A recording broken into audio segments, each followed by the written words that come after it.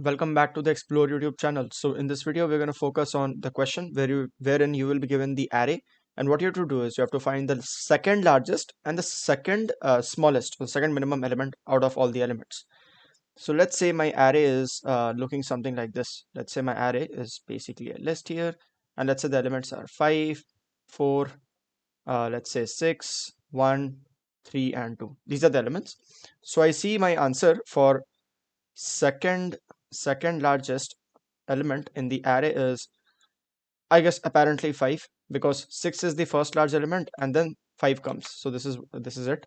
I hope you were able to understand.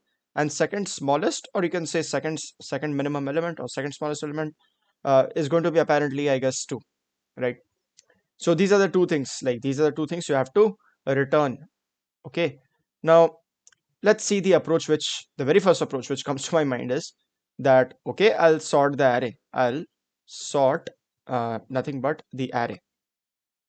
So what that will do is I'm sorting the array, so I'll get something like 1, 2, 3, 4, 5, and 6. This is correct, right?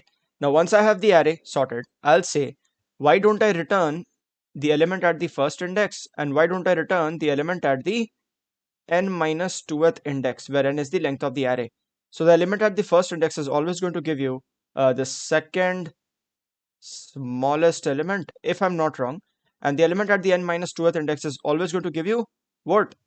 The second largest element. That's it. Now again, since I'm using sorting, so on an average I'll say, even if I go for an optimal sorting algorithm, that should be apparently big O of n log n time complexity. Correct? Now I want to solve this in a big O of n time, and you might be like, how? I'll tell you the approach, no problem. So let's look at first the second, let's say I want to compute the second largest element. So how will I be able to do that? So again, I'll number the indices 0, 1, 2, 3, 4, and 5. Great, great, great. I'll have two variables. First one is named as first largest, and the second one is named as second largest. That's it. So both of them will be apparently initialized to negative infinity. Correct? Now both of them are initialized to negative infinity. I'll say I'm currently at 0. I'm currently at 0. So element is 5. Is 5 greater than the first largest? I'll say yes. So why don't I initialize? So the basic thing is that if this element a of I is greater than the first largest, then second largest will be initialized to first largest. In this case, it's negative infinity, and then first largest will be initialized to whatever this element is, 5. That's it. Now I move to 4. I see 4 is not greater than first largest. In that case, I'll check for the second condition. What is the second condition? Second condition says, is 4 greater than the second largest? Yes, it is. So why don't I update that? I hope you can see, right? Great. This is done. Second index, 6. Is 6 greater than the first largest? I'll say yes. So firstly, I'll update second largest with the first largest, which is 5. And then I'll update literally first largest with this element, 6. I'm at 3. I see 1. Is 1 greater than first largest? No. I'll come to the second condition. Is 1 greater than second largest? No. Will there be a third condition? No. There won't be a third condition. There won't be any third condition. Element is 3. Is 3 greater than first largest? No. Is 3 greater than second largest? No. Value is 2 at the fifth index. Is 2 greater than any one of these two? I'll say no. And you can see, like, at the very end, I'll be having second largest stored as 5, and that's what we were getting, right? Second largest is apparently 5. Great. Now, just to compute the second smallest, again, the same process will be repeated, but it's going to be something in a reverse order, right? And what is the reverse order? Let's see. I'll get rid of this mark because I have to do that again. Correct. So let's have the first variable as first smallest. Correct. First smallest element, and the second variable as second smallest element. Now, since I want to go to a smaller value, if you remember, like in the first largest and second largest, initial value was negative infinity. So here it will be opposite of it, which is infinity, because I want to go to a smaller value, right? I hope you're able to understand this. So I'm at the 0th index. The value is 5. So is 5 less than the first smallest? Yes. So second smallest will be first updated with 5, the value infinity, which is the first smallest, and then this will be updated with 5. Simple stuff. I'm at 4. I'll be like, is 4 less than first smallest? Yes. So second smallest will be apparently, I guess, 5, which is first smallest, and then this will be updated to 4. Is 6 smaller than the first smallest? No. Is 6 smaller than second smallest? No, not that I can see. 1 is 1, so this is done. Is 1 smaller than first smallest? Yes. So second smallest will be updated to first smallest, and then first smallest will be updated with this value 1. Important step, right? Great. 3, is 3 less than first smallest? No. So second condition, now I'll get to the second condition says, is 3 smaller than second largest? Yes. Update it. Okay, I'm at the fifth index. Again, I'll write the code so everything will be meaningful and you will be able to understand. No problem in that part. Okay. The last value as I see at the fifth index 2. Is 2 less than first smallest? No. Now the second condition. Is 2 less than the second smallest element? Yes. I'll update it. And this is pretty much it, the end of the process.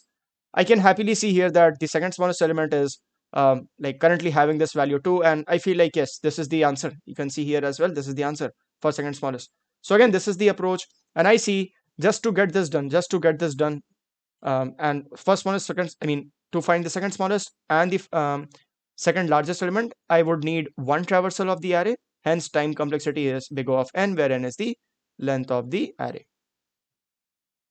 That's it. So we reduced down the time complexity from apparently n log n to n.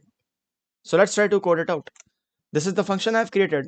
Second largest and smallest. You can even continue and write, let's say, element in an array. Oops. You can write second largest and smallest element in an array. But as of now, I've simplified this. Array is something I'll be given in the input, and n is the length of the array. So I'll be having something like 4 variables, if you remember. First largest, which is going to be initialized to, I guess, negative infinity, if you remember. Then I'll be having second largest, if I'm not wrong with the spelling here. Yes, it's correct, which is initialized to negative infinity. I'll be having something called first smallest, excuse me, first smallest. So this is going to be initialized to infinity. Please be careful of this. And then we will have second smallest, I guess. Yes. So by the way, again, this is, if I read the very first two variables, it's kind of good, but see, first smallest, I cannot differ. I mean, I cannot differ where it's changing. So let's have it as capital, right? First smallest, then this is going to be second smallest. Apparently this is going to be again float of infinity. Simple stuff, nothing much going on. Again, I'll loop in the array. So I'll say for I in range n, excuse me. So firstly, I will compute for the largest section or the largest logic. So whatever the logic I was applying for the largest, I mean, I'm not computing the largest element, I'm computing the second largest, but I'm talking about the logic, right, with respect to largest. Then I'll compute for the smallest logic. And we apparently know what the logic is, if you remember. So logic was as simple as if a of I, or not really a, but array of I, which says the element in the array at the ith index, if that is greater than, let's say, my first largest value, in that case, I'll say second largest is apparently first largest, if you remember. And then I'll say first largest is nothing but array at the ith location. Then inside of this, there's a second condition, elif array at ith location, or the element at the element in the array at the ith location or the ith index is greater than, let's say, the second largest element. Then I'll say apparently second largest is going to be, I guess, array of I. That's it. And again, like, I'll compute for the smallest logic. What will be the logic here? I think so you will be able to write even if I don't write it. So let's just begin. So if the element at array, so I'm just going to write array of I. So if array of I is less than, let's say, the first smallest, in that case I'll say second smallest is going to be first smallest, and then I'll say first smallest is going to be array at I. elif, again, there will be a second sub condition for this one. If array at ith location is less than second smallest, then I'll say, why don't I initialize, let's say, second smallest with array at ith location, and that's it. I can return a tuple of the answer. Return a tuple of the answer, which in this case can be, again, I can return, let's say, second largest and then second smallest, or again, I can return second smallest first and second largest first. No issues on that part. Okay, at the end of the day, you're returning the answer, right? That's going to be mattering. Okay, that's it. Again, I'll just cross check if the conditions are right.